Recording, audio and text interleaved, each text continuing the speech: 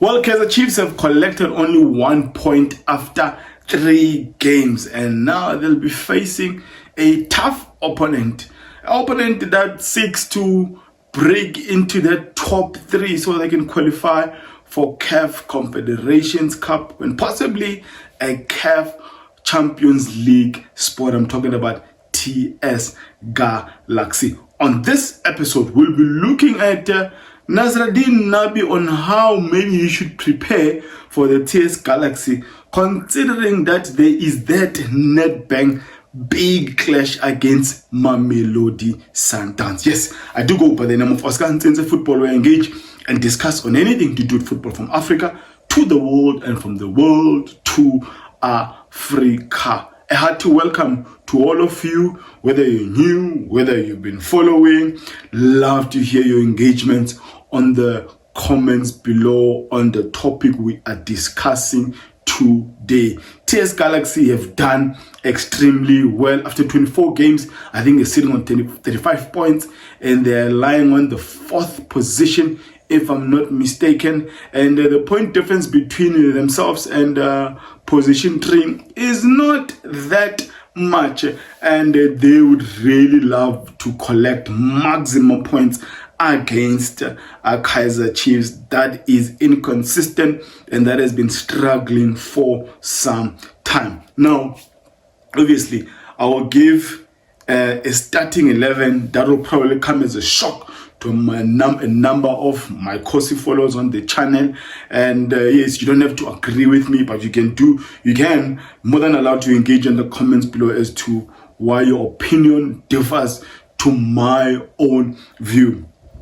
And this is all because the starting 11 I'll be giving, it will be because of a preparation a Nasreddine Nabi must have in place for a Mamelodi Sundowns. And I honestly believe that the starting 11 he should start with against a TS Galaxy should be a very same one that should start against a Mamelodi Sundowns. TS Galaxy have had a good run of wins, not losing games under their a Bosnian coach, and they have got some good players. I mean, they've already sold Kabini to Norway, Molde FC, a club that features a lot in Europa FC. Obviously now there's that third tier European competition, Conference League, Europe Conference League, and some years ago we did see them in UEFA Champions League. So he's playing in Norway now, and the owner obviously was an agent. I don't know if he still is, but he will be looking for all of these good places to sell his players. Obviously his club, not big, obviously they don't have a lot of sponsors, so it's going to be a model where he has to sell his best players so that he's able to run this club, and he has done so even the previous season, selling his top goalkeeper to the Naturana Bayside Kaizer Chiefs, and Ntware for Kaizer Chiefs has been the flop of the season. This is the Rwandan number 1,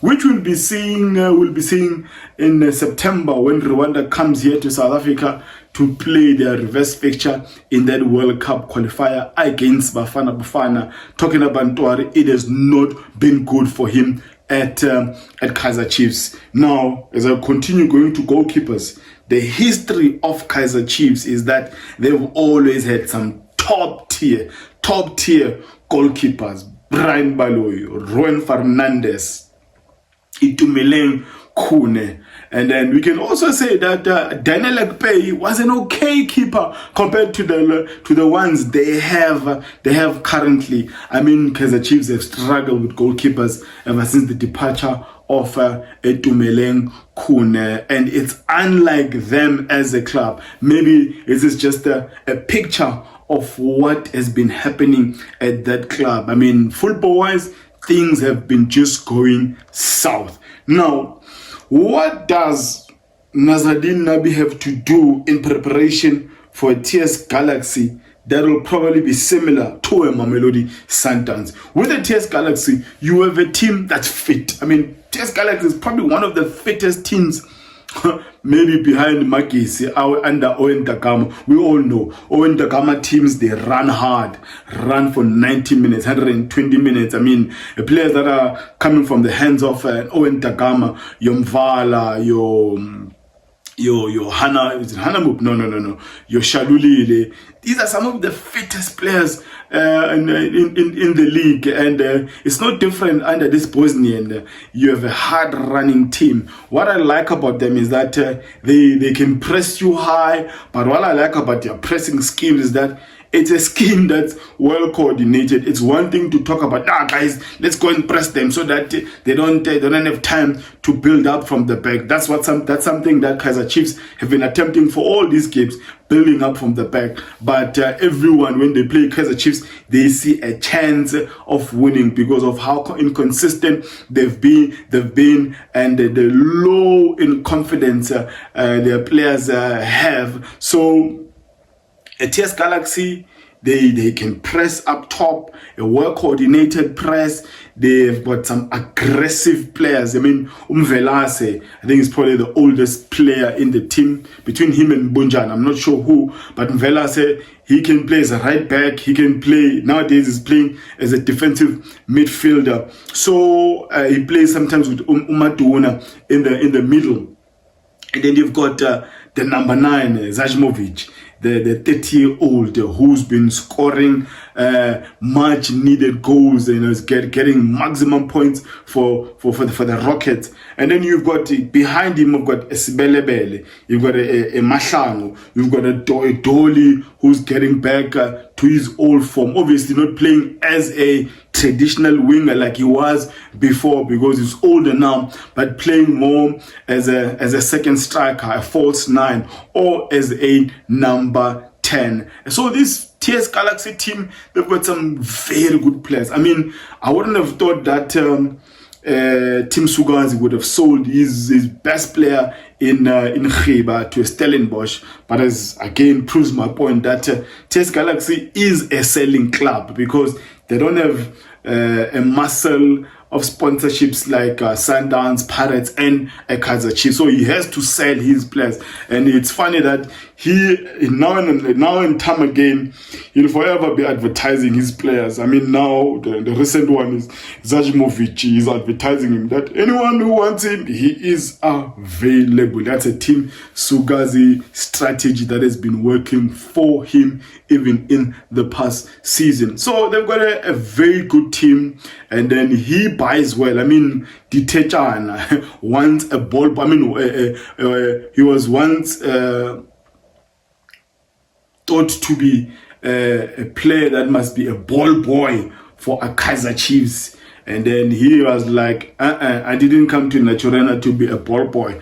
I think I'm fit and I think I'm ready for a Premiership football. And that's how he left Kaizer Chiefs. And today he's one of the star performers at TS Galaxy. So Tim Sugazi, you can also say he's got an eye for talent. He's got an eye for players that he will see. You know, these guys can actually fit in my team. They can actually make my team competitive. A lot of young players. Another one, born 2004, is Ndaman, playing centre back. So all round. And all these players, when they go to TS Galaxy, they know that this guy is a former agent.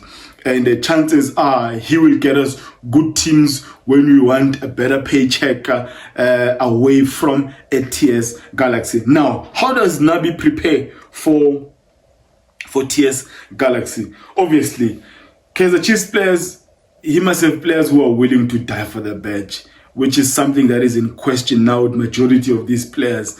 Even if a lot of people can believe that you're an average player if you're playing for Kaizer Chiefs, you better prove them wrong by showing some effort, show some commitment. You know what? In the position you are playing, show dedication, show commitment, and by improving on when you are given a chance. And a lot of players now, I mean, they started like a house on fire after that first game against Marumo, winning 3-1, but the season has just gone south for them, and I no longer know what is the goal of Kaizer Chiefs. Is the goal to qualify for top 8? Is the goal to qualify for Confederations Cup at that number 3 position, or maybe at least to win that Nedbank Cup? So something that is in question in majority of these players is, are they even willing to die for the badge, or the pressure has consumed so much from these players that they are unable to even perform for the club? But having said that, they must play the remainder of these games. They must still face Mamelodi Sundowns, and the challenge they have now is to get maximum points against a TS Galaxy that is ahead of them. I mean, if you lose against the TS Galaxy as a Kaizer Chiefs, I mean, you've got a 1 game in hand against them, but they are ahead in points against you. So if you lose against them, so you might as well kiss that number 3 position goodbye. So your only way to go back to Africa is to win the Nedbank Cup, and the first hurdle getting to the final is to overcome Mamelodi Sundowns. So TS Galaxy, Mamelodi Sundowns, they fit teams. They when they press, their pressing schemes are well coordinated. So when they press you, you must have players that are comfortable on the ball, confident with their abilities, and not scared to even break the lines if you're playing in the middle. Your likes of Matlo, your likes of Tel, your likes of Yusuf Mart, and so it's a number of things that are, you can say, are similar to Mamelodi TS Galaxy, the similarities between TS Galaxy and Mamelodi Sundowns. So now, as a Nabi, at least have a starting 11 that will not change from the game you'll be playing against TS Galaxy going into next week's game against Mamelodi Sundowns. Number 1, Bavuma has made some errors, although you can say he's been the better of the 3 keepers, because all of them have had a chance this season. But I think it's also now time to give my brother in Christ, Peterson, a chance to play this next game, the TS Galaxy one and the Mamelodi Sundowns game. I think it's time that he gets back to that number one position, because we're sitting on the bench against Golden Arrows. So I'll give Peterson number 1. And then we all know that Nasreddine Nabi favors a 4-2-3-1 system. So on this one, I think he'll have to go with, again, right back, a Solomon. The central pairing this time around, I'm throwing in Msimango and a Dove. You know what? I know a lot of people might come for my head because I'm not including Miguel, Inacio Miguel. But Miguel has been a suspect probably from the 4th or 3rd game of the season. I mean, he has been a suspect, and his escape has always been to collect a yellow card, or sometimes even getting a red card. I think if you're to look at Kaizer Chiefs players, the player who's collected most yellow cards in the team must probably be Miguel Inacio. Because sometimes he gets too excited, and but more often than not, he is found to be a suspect in that defense. I think a Nabi must have some balls this time around and actually sit Miguel on the bench and give a chance of a new pairing between. I think they've played as a back 3 before, Msimango, Miguel, and a Dove. Or sometimes when they're playing a superior team, they will have a back 3 in a Dove, Msimango, and a Inacio. So this time around, I will rather start Msimango and a Dove. Edmilson Dove has played as a centre back, a left centre back before, and at Cape Town City. So it's not a new position, because the left back position is not his original. I'm not sure if Frostler is fit or not, But assuming that he's fit for the game, I would rather start Frosler as a left back. Bradley Cross hasn't done well, and I don't know what the other options now. Mashiana is not a left back.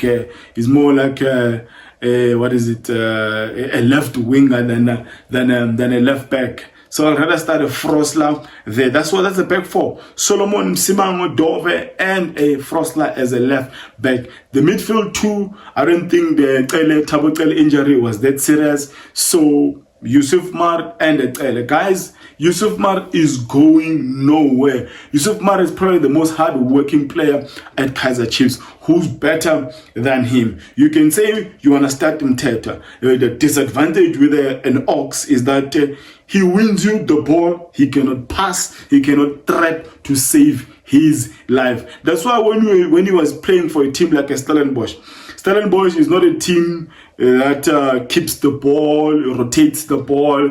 It's a team that plays on transition. You win the ball, you give it to a player that's closest to you. A Jaden Adams, a Palace, a Van Veek, a De Jong, and they are on transition, and it's a counter-attack, they score. That's how it appeared like he was thriving there, because the system that was played by Barca was far different from a big team like Kaizer Chiefs. So Mteto is no better to Amar. Amar, at least, he can trap, he can spray passes, and he's hardworking. I mean, we can't question that. He is one player that I can at least say he's the one that can die for the pitch. So it's someone that is closest to a 6, although he's not a 6.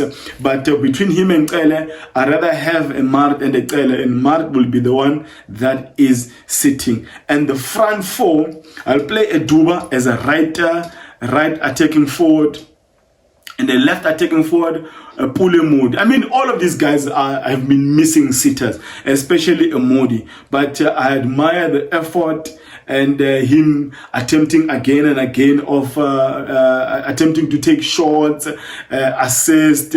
That is Pule Modi. So left attacking forward, Pule Modi. Right attacking forward, a Duba. And then at number 10, I'll give it to Serino. Shabalala's Shabalala's performance have also just gone south, and I think it's just time that they try Lilepo as a number 9. I mean, Lilepo is comfortable on the feet. He's got the pace. Instead of him making him run up and down, not even using the height as his advantage on the flanks, rather bring him inside, make him a number 9, and let these young boys, these skillful players, put in those crosses for Ililepo. Modi can cross, and we've seen the efforts that Wandile Duba has had before his injuries. I mean, the boy is really hungry, and he's a fighter. He's a fighter. I like his aggression. So that's my 11. Front four of number 9 Lilepo, number 10 Serino, left and right attacking forward Duba and Modi. Double pivot of Mart and Ekele. And this is the very same lineup that should not change against a Mamelodi Sundowns. Now, among the players that I've mentioned here, the player that can actually, that has got the engine to assist the guys when Mamelodi Sundowns is attacking is Duba. And then they will leave a Lilepo to cheat, a Serene to cheat, and probably Modi to also assist Frosler and Kele on their side. And because, I mean, Kaizer Chiefs cannot defend to save their lives. They cannot. So the least they can do is at least to stabilize and ensure that they've got some teeth to score when they have the ball or when they are the ones taking. It's going to be an interesting one. I'm not going to give any prediction,